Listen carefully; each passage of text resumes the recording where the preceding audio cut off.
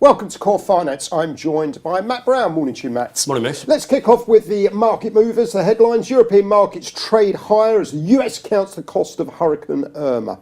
Yeah, we've seen European markets push higher this morning. Volumes are weak in the US on Friday. That's to be expected. I think the markets were, we've seen it over recent weekends with North Korea as well, so there was a bit of a risk-off appetite, understandably, going into the weekend.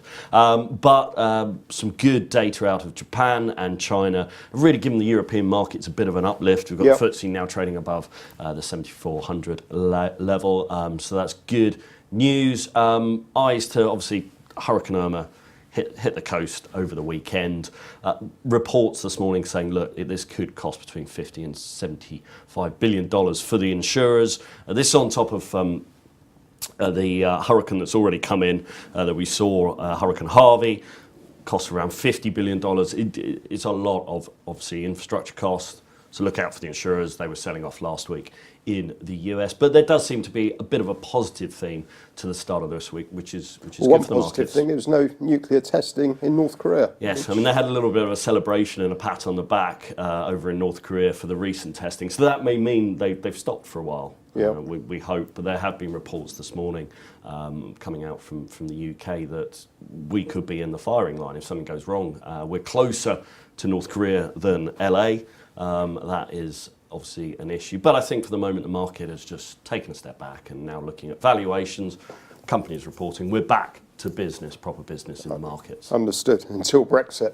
Right, let's kick off with a FTSE stock, Unilever. Why am I watching that today? Yeah, just reporting in the New York Times that Kraft Heinz, who had a bid and then pulled away from Unilever early in the year, they can now reapproach Unilever, but the report is saying that they're actually not going to.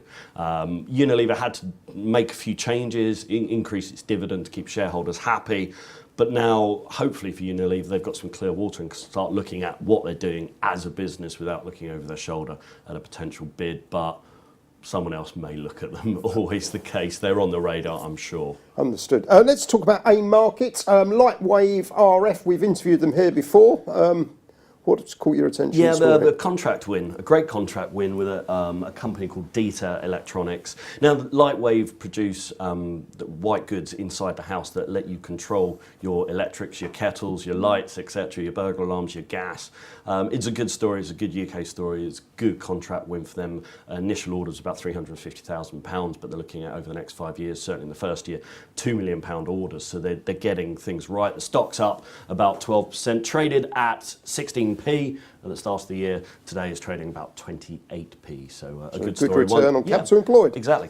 Currency-wise, the euro, Great British pound, 91.07, and cable 131.89. Yeah, a couple of things to look at. I mean, cable's pushed higher again. We saw a weaker dollar, and that theme is continuing. Looking at the 132 handle now, is it going to break above that, hold some resistance? We will see, but certainly a positive move for the pound. Euro sterling in focus. We've got Brexit negotiations continuing with the repeal bill, and there'll be a lot of news flow and sound bites coming out over the next day or so, so look out for that, and that may make the currency pair a little bit more active than usual. Certainly look out for that. Understood. The core number one. Number one, yeah. Speaking of Brexit, well, number one, London is still the best global centre, financial centre in the world, according to a recent survey. There's an index that's being run. It's called the Z-Yen, catchy name, Global Financial Centres Index. But we are number one. New York are number two, but we've actually increased that gap over New York. It's probably the only league table you and I probably want to look at the moment, with the Mighty Palace not performing that well. But worth noting, Frankfurt has moved from 23rd in the index to 11. So we're seeing a lot of global banks, obviously looking at Brexit, aware of the connotations and how that may pan out, are looking at Frankfurt to be, if not the European HQ, to have a presence there. So look, they could be snapping at our heels over the coming years. Again, it all depends on the Brexit negotiations. There was a very bearish piece on that in the weekend press. Right, let's move on to the economic calendar. Anything to move and shake the markets today? Just Canada, 115, I'd say just.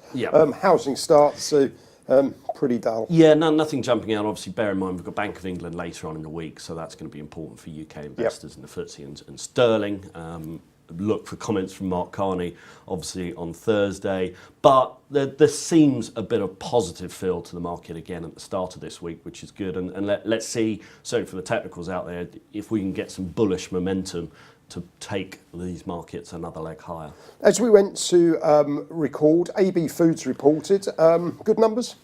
Good numbers, pretty close statement. Their Primark section of the business. I mean, they do obviously Primark, but also things like Silver Spoon Sugar, etc. So it's quite a mixed Diverse, bag. yep. Exactly, a diverse company, but Primark seems to be performing very, very well. So look out for potential broker upgrades over the coming days. But AB Foods and Primark, or Primani as some people like to call it, performing very well at the moment. Primani, beautiful. Matt, as always, thank you very much indeed.